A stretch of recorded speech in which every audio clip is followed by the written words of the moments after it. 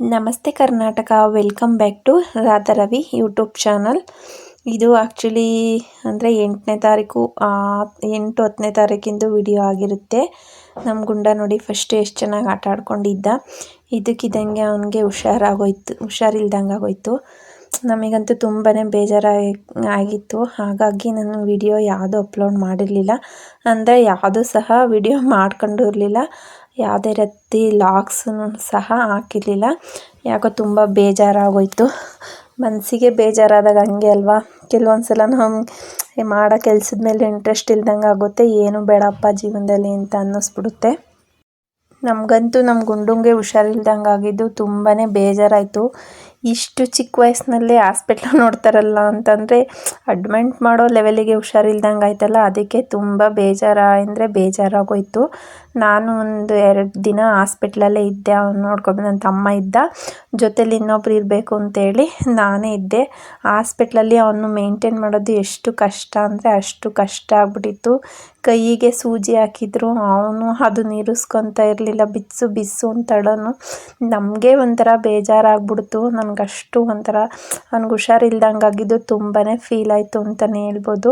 ಎಷ್ಟು ಚೆನ್ನಾಗಿ ಆಡ್ಕೊಂಡಿದ್ದು ಹುಡುಗ ಹಿಂಗಾಯ್ತಲ್ಲ ಅಂತೇಳಿ. ಅಷ್ಟೇ ಅಲ್ಲ, ಅಲ್ಲಿ ಹಾಸ್ಪಿಟ್ಲಲ್ಲಿ ಎಷ್ಟೋ ಮಕ್ಕಳು ಬಂದಿದ್ದು. ಅಷ್ಟು ಚಿಕ್ಕ ಮಕ್ಕಳಿಗೆಲ್ಲ ಅಂಥ ಕಾಯಿಲೆಗಳು ಅಂತಂದರೆ ಒಂಥರ ಬೇಜಾರಾಗುತ್ತೆ. ಏನು ಫುಡ್ ತಿಂತಾರೆ?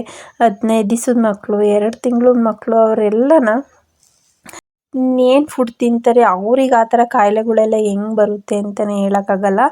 ಒಂದು 4 ತಿಂಗಳು ಪಾಪುಗೆ ಕಿಡ್ನಿ ಸ್ಟೋನ್ ಆಗಿತ್ತಂತೆ. ನನಗೆ ಒಂಥರ ಆಶ್ಚರ್ಯ ಆಗೋಗ್ಬಿಡ್ತು. ಅಷ್ಟು ಚಿಕ್ಕ ಮಗುಗೆ ಅಂಥ ಕಾಯಿಲೆನ ಅನ್ನಿಸ್ಬಿಡ್ತು ನನಗೆ. ಆ್ಯಕ್ಚುಲಿ 4 ತಿಂಗಳು ಪಾಪ, ಈಗ ದೊಡ್ಡವರಾದರೆ ಪರವಾಗಿಲ್ಲ, ಏನನ್ನು ತಿಂತಾರೆ, ಫುಡ್ಡಲ್ಲಿ ಇದಾಗಿರುತ್ತೆ ಅಂದ್ಕೋಬೋದು. 4 ತಿಂಗಳು ಪಾಪುಗೆ ಎಲ್ಲಿಂದ ಆ ಥರ ಆಯಿತು ಅಂತೇಳಿ ನನಗೆ ಒಂಥರ ಆಶ್ಚರ್ಯ ಆಗೋಯ್ತು. ಅಲ್ಲಿರೋ ಮಕ್ಕಳು ಅವರಳು ನೋಡಿ ನನಗಂತೂ ಎಷ್ಟು ಬೇಜಾರಾಯಿತು ಅಂದರೆ ಅಷ್ಟು ಬೇಜಾರಾಗೋಗ್ಬಿಡ್ತು. ನಾನು ಯಾವುದೇ ರೀತಿ ವಿಡಿಯೋ ಮಾಡ್ಕೊಂಡಿರಲಿಲ್ಲ. ಲಾಸ್ಟಿಗೆ ಅವತ್ತು ಒಂದಿನ ಅಂದರೆ ಸ್ಯಾಟರ್ಡೇ ಒಂದು ನೈಟ್ ಮಾತ್ರ ಯಾರೂ ಇರಲಿಲ್ಲ ಅಲ್ಲಿ. ಸೊ ಹಾಗಾಗಿ ಸುಮ್ಮನೆ ನಾವೇ ಅವನು ಆಟ ಆಡ್ತಿದ್ದ. ಹಾಗಾಗಿ ಅಲ್ಲಿ ಸ್ವಲ್ಪ ವಿಡಿಯೋ ಮಾಡ್ಕೊಂಡಿದ್ದೆ. ನೋಡಿ, ಅವನಿಗೆ ಒಂದು ಸ್ವಲ್ಪನೂ ಹುಷಾರಿಲ್ಲ ಅಂತ ಒಂಚೂರು ಅವನಿಗೆ ಆ ಥರ ಇಲ್ಲ. ಅಂದರೆ ಅವ್ನಿಗೆ ಹುಷಾರಿಲ್ದಂಗೆ ಆದ್ರೂ ಅಷ್ಟೇ ಆ್ಯಕ್ಟಿವ್ ಆಗಿದ್ದ. ಬಟ್ ಅಡ್ಮಿಂಟ್ ಮಾಡಬೇಕು ಅಂತ ಹೇಳಿದರು. ಹಾಗಾಗಿ ಒಂದು 3-4 ಡೇಸು ಹಾಸ್ಪಿಟ್ಲಲ್ಲೇ ಇದ್ದರು. ನಾನು ಶುಕ್ರವಾರ ಸಂಜೆನೇ ಹೋಗಿದ್ದೆ. ಶುಕ್ರವಾರ, ಶನಿವಾರ, ಭಾನುವಾರ 3 ದಿನವೂ ಅಲ್ಲೇ ಇದ್ದೆ. ನೆಕ್ಸ್ಟು ನಾವು ಸೋಮವಾರ ಕೆಲ್ಸಕ್ಕೆ ಹೋಗಬೇಕು, ಜಾಸ್ತಿ ದಿವಸ ರಜೆ ಕೊಡಲ್ಲ ಅಂತೇಳಿ ನಮ್ಮಮ್ಮ ಬಂದರು ಹಾಸ್ಪಿಟ್ಲಿಗೆ. ಹಾಗಾಗಿ ನಾನು ಅಲ್ಲಿಂದ ಬಂದೆ, ಅಲ್ಲಿಂದ ಹಾಸ್ಪಿಟ್ಲಿಂದ.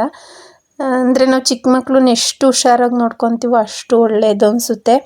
ಆದಷ್ಟು ಮನೇಲಿ ಮಾಡೋ ಫುಡ್ಡನ್ನೇ ಕೊಡಬೇಕು. ಈ ಫುಡ್ ಅಲರ್ಜಿಗಳಂತೂ ಬೇಗನೆ ಆಗ್ತವೆ. ಬಟ್ ಮಕ್ಕಳು ಕೇಳಲ್ಲ. ಚಾಕ್ಲೇಟು ಅದು ಇದು ಅಂತೇಳಿ ತಿಂತಿರ್ತಾರೆ. ನಾವು ಹೋಗ್ಲಿ ಮಕ್ಕಳು ಇಷ್ಟಪಡ್ತಾರಲ್ಲ ಅಂತ ಕೊಡಿಸ್ತೀವಿ. ಕೆಲವೊಂದು ಸಲ ಹೊರ್ಗಡೆ ಫುಡ್ಡಿಂದನೇ ತುಂಬ ಪ್ರಾಬ್ಲಮ್ ಆಗುತ್ತೆ ಅಂತಲೇ ಹೇಳ್ಬೋದು. ಸೊ ಹಾಗಾಗಿ ನಾವೇ ಮನೆಯಲ್ಲಿ ಈಗ ತರಕಾರಿಗಳಾಗಿರ್ಬೋದು, ಹಣ್ಣುಗಳಾಗಿರ್ಬೋದು ಅಂಥವು ಕೊಡಬೇಕು. ಆದರೆ ಮಕ್ಕಳು ತಿನ್ನಲ್ಲ.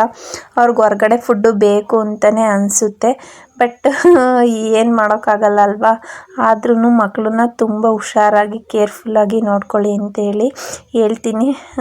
ನಮ್ಮ ಗುಂಡ ಅಂತೂ ನೋಡಿ ಎಷ್ಟು ಆ್ಯಕ್ಟಿವ್ ಆಗಿದ್ದ ಅಂದರೆ ಹಾಸ್ಪಿಟ್ಲಲ್ಲಿ ಅಷ್ಟೇ ಆ್ಯಕ್ಟಿವ್ ಆಗಿದ್ದ. ಅದಾದಮೇಲೆ ಒಂದು 2 ದಿವಸ ಮತ್ತೆ ಫುಲ್ ಡಲ್ ಆದ. ಹಿಂಗೆ ಒಂದು 15 ದಿವಸನೇ ಆಗ್ಬಿಟ್ಟೈತೆ.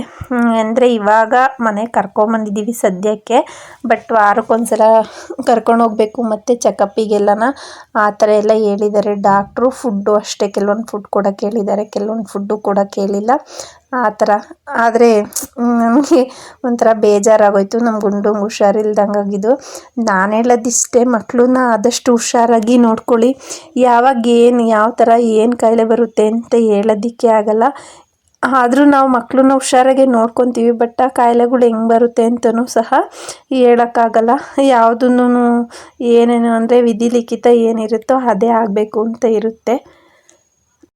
ಅದಾದಮೇಲೆ ನಾವು ನೆಕ್ಸ್ಟು ಅಂದರೆ ಅವನ್ನೆಲ್ಲ ಡಿಸ್ಚಾರ್ಜ್ ಮಾಡಿಸ್ಕೊಂಬಂದಾಗ ಮನೆ ಹತ್ರ ಹೋಗಿದ್ವು ನೋಡ್ಕೊಬರೋಣ ಅಂತೇಳಿ. ಅಂದರೆ ಊರಿಗೆ ಕರ್ಕೊಂಬಂದಿದ್ರಲ್ಲ, ಹಾಗಾಗಿ ಅವನು ಮಲ್ಕೊಂಡಿದ್ದ. ಅದ್ರದ್ದೇನು ವಿಡಿಯೋ ಮಾಡಲಿಲ್ಲ.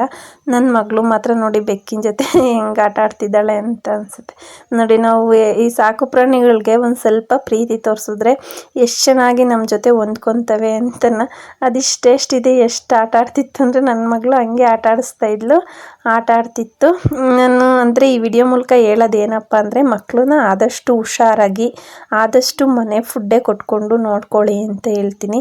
ಹೊರಗಡೆ ಫುಡ್ಡಿಗೆ ಆದಷ್ಟು ಅವಾಯ್ಡ್ ಮಾಡಿ. ಅಂದರೆ ನಾವೇ ಅಭ್ಯಾಸ ಮಾಡಿಸ್ತೀವಿ ಮಕ್ಕಳಿಗೆ ಕೆಲವೊಂದನ್ನ.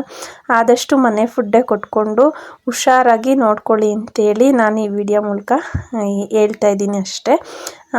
ಹಂಗಾಗಿ ಈ ಹುಷಾರಿಲ್ಲ ಅದು ಇದು ಮನಸ್ಸಿಗೆ ಸ್ವಲ್ಪ ಬೇಜಾರಾಗಿ ಯಾವುದೇ ರೀತಿ ವಿಡಿಯೋನೂ ಮಾಡಿರಲಿಲ್ಲ, ನಾನು ವಿಡಿಯೋನೂ ಹಾಕ್ತಾ ಇರಲಿಲ್ಲ. ಬಟ್ ನೆಕ್ಸ್ಟ್ ವಿಡಿಯೋಗಳ್ನ ಅಪ್ಲೋಡ್ ಮಾಡ್ತೀನಿ. ಪ್ಲೀಸ್ ನನಗೂ ಸಹ ಸಪೋರ್ಟ್ ಮಾಡಿ ಅಂತ ಕೇಳ್ಕೊತೀನಿ. ಅಂದರೆ ಗುಂಡ ಇವಾಗ ಸ್ವಲ್ಪ ಪರವಾಗಿಲ್ಲ, ಹುಷಾರಾಗಿದ್ದಾನೆ. ನಾವು ಹೋದಾಗ ಮಲ್ಕೊಬಿಟ್ಟಿದ್ದ, ಹಾಗಾಗಿ ಅವ್ನಿಗೇನು ವಿಡಿಯೋನ ನಾನು ಮಾಡೋಕ್ಕೆ ಹೋಗಲಿಲ್ಲ. ನಮ್ಮ ಮನೆಯವ್ರಿಗೆಲ್ಲರಿಗೂ ಸಹ ಅದೇ ಒಂಥರ ಟೆನ್ಷನ್ ಆಗ್ಬಿಟ್ಟೈತೆ. ನಾನು ಹುಷಾರಾಗೋರ್ಗು ಟೆನ್ಷನ್ನೇನ. ಸದ್ಯಕ್ಕೆ ನೋಡೋಣ, ದೇವರಿದ್ದಾನೆ ಅಂತೇಳಿ ದೇವ್ರ ಮೇಲೆ ಭಾರ ಹಾಕಿ ನೆಕ್ಸ್ಟು ಇದನ್ನು ಮಾಡೋದು. ಈ ವಿಡಿಯೋ ಇಷ್ಟ ಆಗಿದರೆ ಲೈಕ್ ಮಾಡಿ, ಶೇರ್ ಮಾಡಿ, ಕಮೆಂಟ್ ಮಾಡಿ. Thank you.